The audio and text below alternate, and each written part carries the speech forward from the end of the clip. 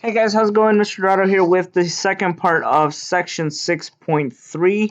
Today we are talking about exponential decay. So we've been talking about exponential growth for the past lesson, but now we're actually going to be taking a quick look at what it means to have exponential decay. Alright, so in order to do that, let's go ahead and connect it back to something we already know or have already explored. So let's talk a little bit about exponential growth. So first off, before we even do that, I want to make sure we understand that this is what any exponential function will look like. Okay, we will have an a value on the outside, which sometimes is called a scalar, and we will have a base, in this case a b, that is raised to the exponent of x. Okay, that's why it's an exponent. That's an easy way to remember it, guys. Exponential is raised to the x power. Okay. All right, so this is something that we've talked about before, and if you guys noticed from last time, this is kind of what I left you guys off as a question to think for yourself. Was that if you notice, all of the b's were always, and this is a typo here, but all of the b's were always greater than 1, okay? We never had any sort of fractions, we never had any sort of negatives, nothing like that. We always had a base that was greater than 1, and in this case, we have a base of 5. So our b here, our b in this case will be a 5. So let's go ahead and see what that looks like. We've already explored these before. Let's make sure we understand what they look like. So always start off with a 0 there. I go up by 1 and then down by 1 always. It always kind of helps to do that. And then to find our y values, all we have to do is substitute that back into the original equation. So here we're going to have 5 to the 0, which is actually just 1. So our first order pair is 0, 1, which is right there. Okay. Next we have 5 to the 1, which is actually a 5. So my next order pair is 1, 5. And then that's right there. And then finally here we have 5 to the negative 1, which is actually just 1 over 5. Okay. So my last order pair here is actually, let me erase this real quick, is actually going to be right around there. Okay, let's go ahead and graph this. And sorry for my bad graph, but I'm sure you guys know that I'm pretty bad at graphing those by now. All right, so one thing that I wanted to connect here and kind of talk about real quick before we move on, I want you guys to take a quick look at these two numbers here. Okay, the reason why I always start off with 0 is because 0 is easy. Okay, it's because anything raised to the 0 power is just 1. So nothing too crazy there. But then I notice that I always go towards the positive next, right? I go to the positive 1. So 5 to the 1 is 5.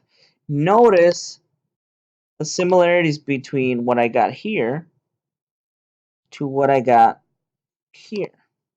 Okay, what do you notice about them? They're reciprocals, okay? All right, so the reason why I mentioned that is because this is one way to always double check that you're calculating these things correctly, okay? First I'm raising it to the positive 1, and then if I raise it to the negative 1, all that really does is just cause this to turn into the reciprocal. So just kind of keep that in mind whenever you guys tackle some of these problems later on, okay? So this was exponential growth. As you notice, from left to right, my graph is actually increasing. Okay, so if you're coming in from the left, start off at close, very, very close to the line y equals 0, and then all of a sudden it kind of booms up at a faster and faster rate, meaning that it actually goes towards positive infinity. Okay, it's increasing. All right, now let's compare that to what we see in exponential decay. So this is the main lesson today. So notice once again that the general form of any exponential function is still the same one. The biggest difference here now is this. If b is between 0 and 1, then we will have an exponential decay.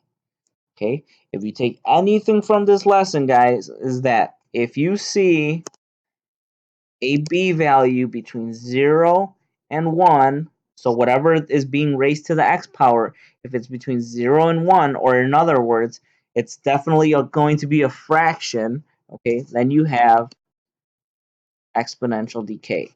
And if even that doesn't quite make sense just yet, guys, you'll start to notice that when you start solving for your y values, you are going to get values that are going to get smaller and smaller. So let's go ahead and explore that. So once again, my 1 here, my 0 there, and my -1 there. Okay, pretty standard all the time that you're going to be using that for your exponential functions. So let's go ahead and see what this looks like. So this is going to be 1/2 raised to the 0. Well, anything to the 0 is just 1. So my first order pair here is 0, comma 1. Okay, doesn't look too crazy or too different yet. So let's go ahead and look at my positive version now. So this is 1/2 to the 1. Let's see. 1 raised to the 1 is 1. 2 raised to the 1 is 2. So my order pair here is a 0. Let me highlight that just so it makes sense. I'm sorry, this is going to be a 1, comma 1/2. This one was a 0, comma 1. So let me go ahead and graph both of those. So 1, comma 1/2. And then let's go ahead and do this top one here. This is going to be 1/2 to the -1. Well, again, remember what we talked about reciprocals, right, guys? The reciprocal of 1/2 is actually 2 over 1, which is actually just 2. So and again, double check it, guys. Remember what I did earlier. If you are doing this correctly, then you should just have reciprocals between this value here and this value here, because you're raising it to the -1 and to the +1. Okay, so the reciprocal of 1/2 is just 2. Now let's go ahead and graph that. So this is going to be a -1, comma 2, right around there. Let me get rid of all these other little tiny dots I have here. Sorry guys, for some reason my computer captures my hand here and my fingers, so I end up writing when I don't intend to, but I'm sure you guys can look past that. So let's go ahead and graph this. What do you guys notice now?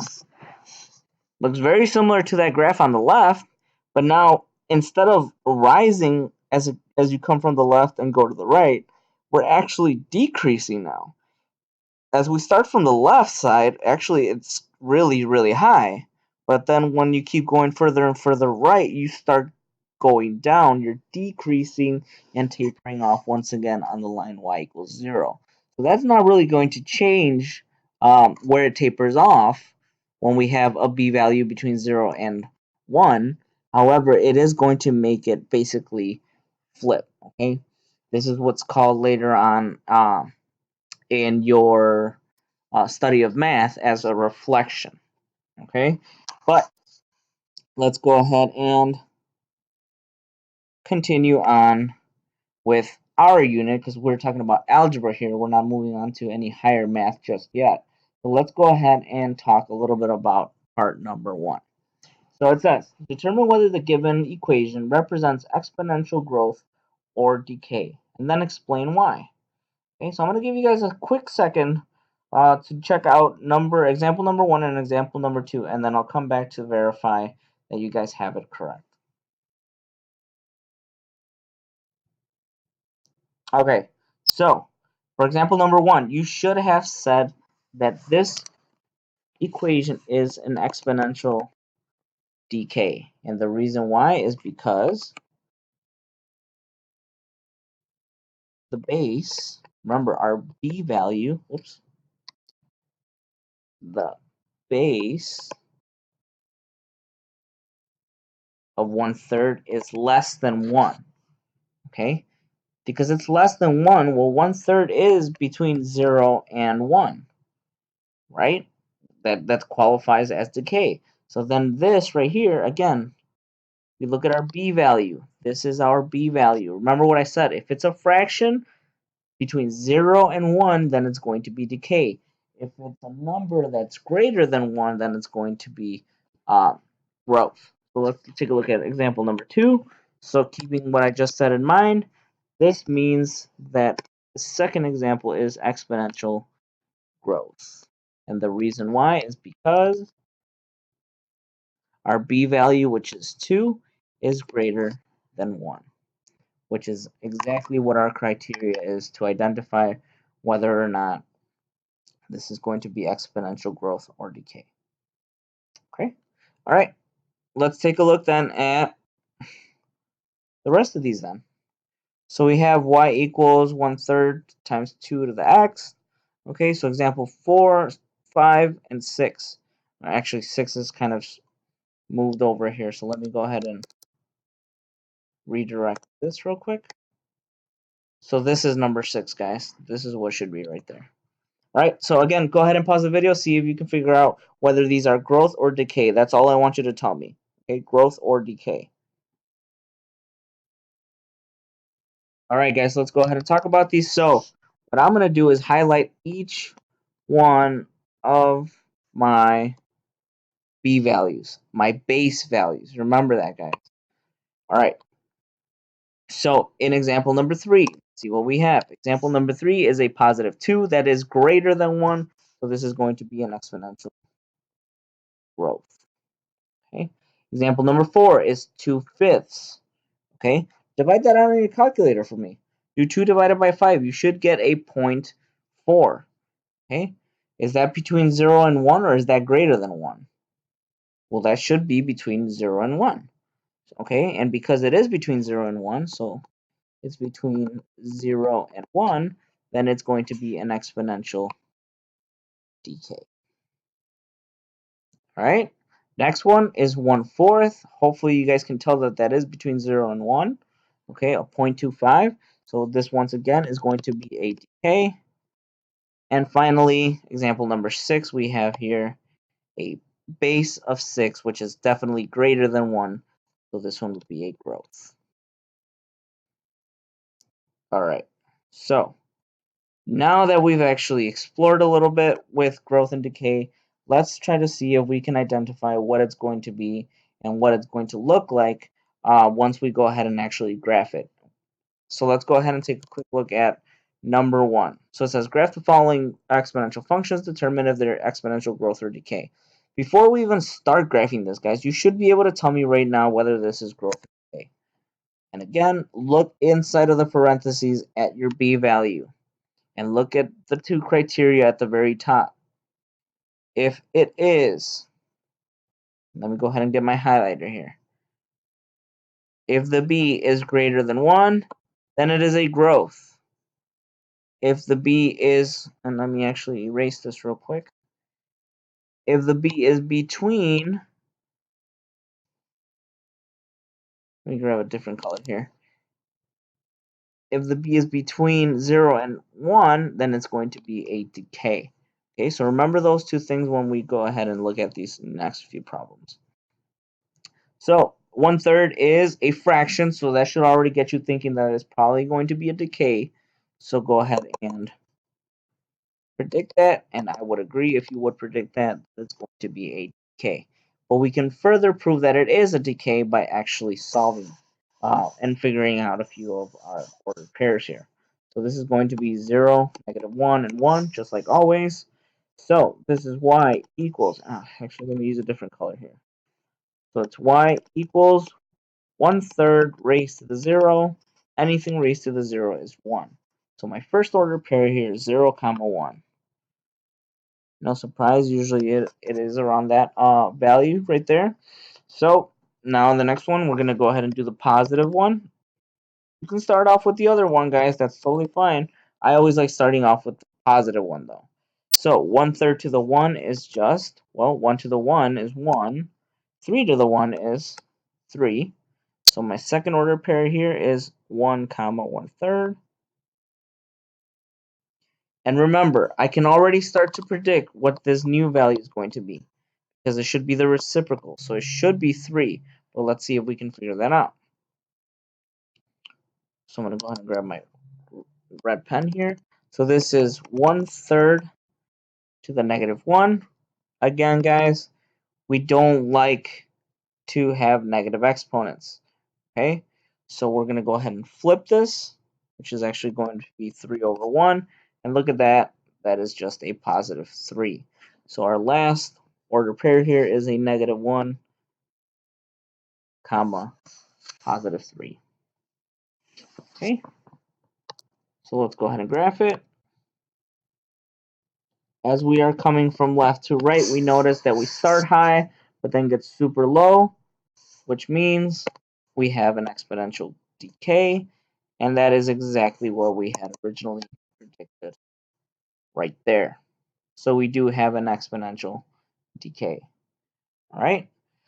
I think I talked a little bit too much already, so why don't you guys go ahead and try out number 2 on your own. This one actually has an extra multiplication of 2 at the end of it. Okay, so go ahead and try out, see if you can do number 2, and then I'll let you guys explore a few more later. All right, guys, so let's take a quick look at number 2, see how you guys did on that. So first things first, let's go ahead and try to predict whether this is going to be growth or decay. So you always look at your B value. That is between 0 and 1. So I'm going to go ahead and predict that it's going to be a decay. Let's go ahead and start solving here. 0, 1, and 1. So as I always do, I'm going to start off with the 0. So this is 2 times 1/4 to the 0. Well, that's really 2 times 1, which is just 2. So my first order pair is 0, comma 2. Right there.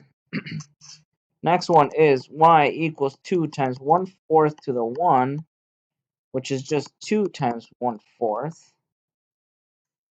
And 2 times 1/4 is actually 1/2.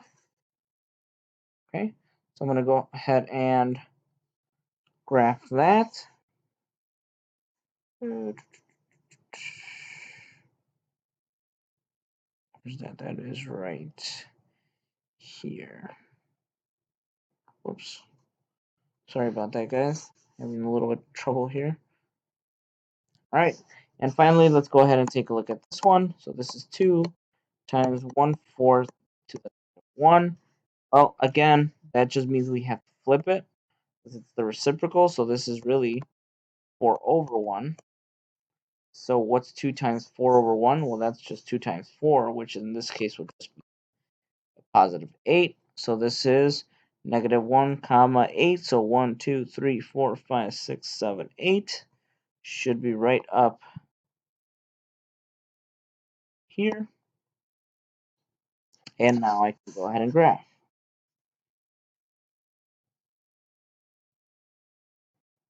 And just like we predicted, as we go from left to right, this is actually decreasing, so it's an exponential decay. All right, guys, let's go ahead and take a look at number 3, and then I want to have you try out number 4 on your own, and we should be done for today's lesson. Okay, so let's go ahead and take a look at number 3 together. Once again, look at our B value. That's a positive 2. Is that greater than 1, or is it between 0 and 1? Well, you should be able to tell me that is greater than 1, so we should be looking at an exponential growth. But let's go ahead and actually start solving this thing. See if we're correct. So 0, 1, 1. So we get y equals 4 times 2 to the 0, which is just 4 times 1, or 4. So 0, comma 4 right there. Okay. Now y equals 4 times 2 to the 1, which is 4 times 2, or just 8. So 1 comma 8 is 1, 2, 3, 4, 5, 6, 7, 8. It's right there. And finally, y equals 4 times 2 to the negative 1. Well, 2 to the negative 1 is just basically we have to flip it. So that's 4 to the 1/2. And 4 times 1/2 is just a positive 2. So we have our final point here. And although it doesn't look like it much, it is actually tapering off once again on the line y equals 0. So your graph should look like that. And again, let's think about it. As we're coming from left to right, just like we read, just like every other thing involving graphs, we always go from left to right. So as we're coming from left to right, are we increasing or are we decreasing? Well, we're increasing, so this is definitely an exponential growth. All right, so go ahead and try out number 4 on your own. And actually, try out 4 and 5 on your own. Those are actually one of each. I don't want to give you guys too much of a hint, but those are one of each, both growth and decay. So go ahead and try those two out.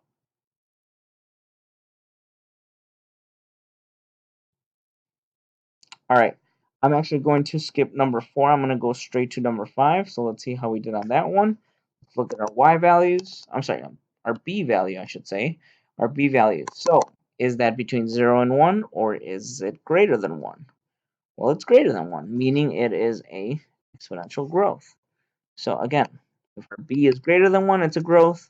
If our b is between 0 and 1, it's a decay. But in this case, it's greater than 1, so it's a exponential growth.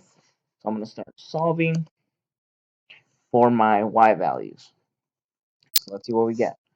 Y equals 3 times 3 to the 0 is just 3 times 3, times 1, which would be 3. So 0 comma 3.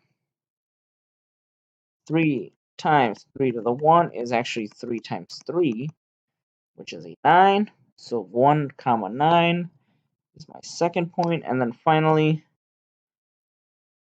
3 times 3 to the negative 1 is basically saying 3 times 1/3. And what would that be? That is just a 1. So here I have my final point. Connect my dots. And again, guys, you'll start to notice that pattern that it always does taper off right there at y. Excuse me, right there at y equals 0. Okay, so that is an exponential growth because from left to right, this is definitely increasing. So we were correct when we predicted it was a growth. All right, guys. I actually think I'm going to stop the video there. I think this is kind of a short video, but I think we got through what we needed. I think the biggest thing that you have to remember in this video is these few rules up here. Okay, remember this part right here. So let me go ahead and emphasize a few things here.